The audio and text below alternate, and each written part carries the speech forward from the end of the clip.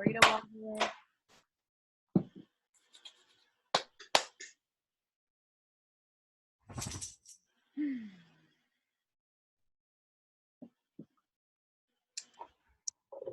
And got your sheet or something to track.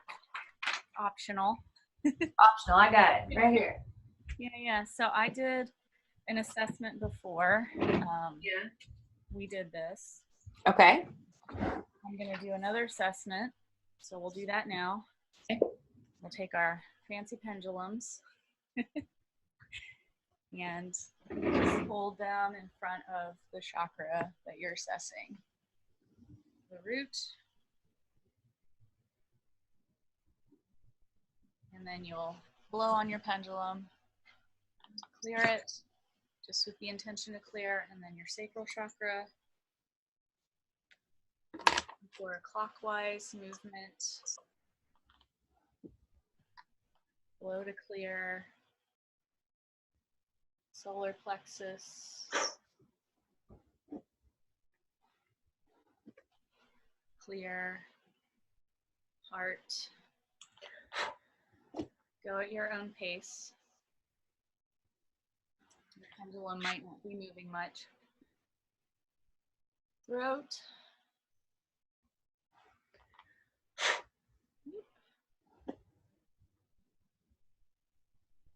All right. The chakras extend out about 6 inches from our bodies, and that's why I'm holding my pendulum out away from my body a little bit. How do you see your crown chakra? I will show you. Yeah, I was getting to that. So with this one, Yeah. eye and crown, we use our left hand to read the third eye chakra. Okay. The left hand receive, and the right hand's just going to hold the pendulum out as if you were holding it in front of that chakra. All right. So the crown, and you're using the palm of your hand because there's a chakra there. So you match your hand chakra to the crown chakra. Try to line it up as best you can. You can also hold it over your head and maybe, yeah, get a glance. Woo. You can tell. And it might be different. Mine's different. So yeah. Interesting. Well, I can kind of see, 6 inches, I can kind of do my crown, but I cannot, or do my brow rather, but I cannot see my crown. Right. To have it there. It's interesting. It is interesting. What's going on there? Well, this is interesting to, okay. So when you make your notes, you're going to put either a circle. So the circle is if it's going clockwise, or an X. And the X is if it's doing anything else. Yep. And I did a little other thing over here, just that was the movement of the pendulum. That's what I'm used to doing, but I would just suggest if you're just starting to do just an X instead, unless you want to get real specific, because they all do mean something, but the basic thing that they mean is that that chakra is not functioning optimally. So clockwise is open and optimal functioning, and usually about 5 to 6 inches in diameter is a good size. But it depends on the person. Everybody might be a little different, but that's just kind of the standard. So we're going to look at the lowest affected chakra on the sheet, and we're going to use the palm of our hand and just hold it over. So for me, that was the crown. And just hold it over that chakra with the intention to send white light, or if you work with a different color energy or an element, to send that. Your intention is number 1. That's all you need to do, is have an intention and visualize it, feel it, be open to it, and receive into that space. So I'm feeling some pressure in a good way. I had a headache yesterday right here that I think is shifting. So this feels really good, kind of like a massage. A lot of times I'll twitch and I was going to say something else, but I don't remember. I can feel the difference. So if you're watching this later, just notice if you feel anything.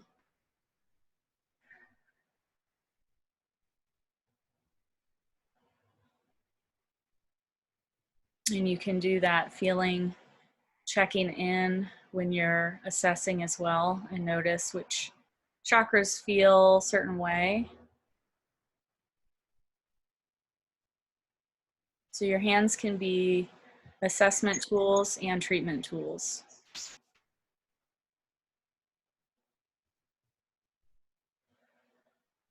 Ah, yes, and I like to take a lot of deep breaths when I start doing this work. I can feel it shifting, and I need to take deep breaths to help encourage that.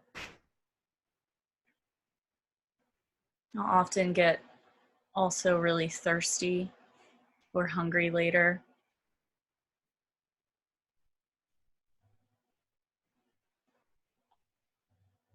Sometimes sleepy.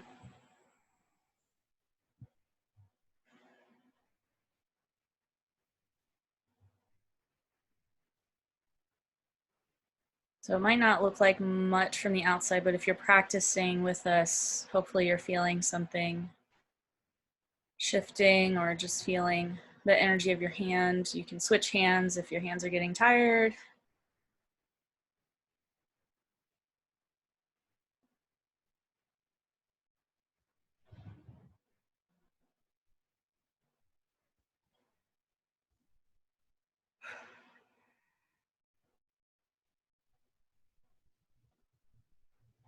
Feel free to close your eyes if that helps you to feel better.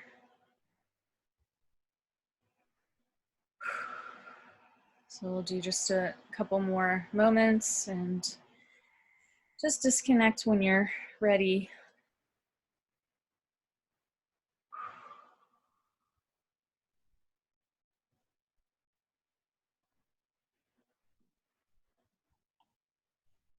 So take more time to treat this. If you're watching it later, you can always pause and just do the treatment for as long as you like. I'm going to go ahead and do another assessment and also write down what the treatment was that I did. So I'll put RX or whatever you want to put. I'm calling this one Healing Hands. So you can do an HH crown for me. And we'll see if anything shifted. We'll start at the root again. Start low and work your way up. So when we treat, we do spot treatment like that. It's like using a toothpick on your teeth, just like a moment, you know, get some things unstuck.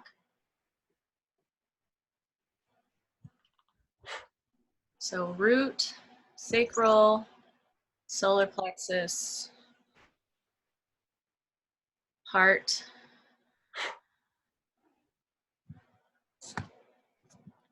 throat. Again, if I'm going too fast, just pause this if you're watching it later. All right. Third eye, space between the brow, crown. All right. So again, you can use that left hand.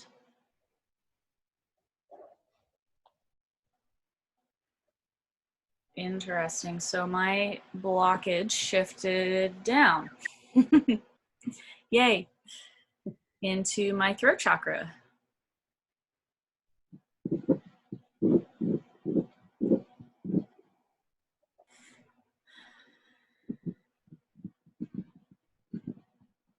So now if I wanted to, I would spend some time treating my throat chakra with the same treatment or do something else.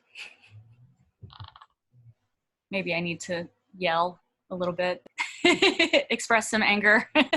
Maybe, I don't know. That might be it. What did yours shift?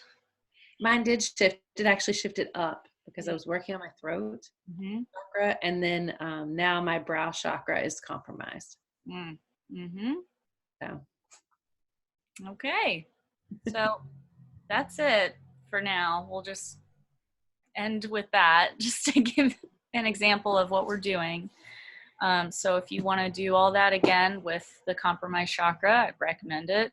And this is something that I'm asking people to do every day, with whatever way we're practicing shifting our energy at that time. So right now it's the hand, just sending white light. Other times it's connecting chakras, or other times it's color, using color to treat the different areas. Hey, puppy. Sunshine. All right, so send me questions and do your homework. I sent you guys the file to print out this sheet. I also sent you the file to print out this sheet if you wanted to work with this. This is each of the chakras, and my intention initially was for y'all to go through each chakra just maybe once a week or whenever you want, and do a little kind of channeling and feel into your root chakra and what does it want to say to you, and just write that down and keep it simple.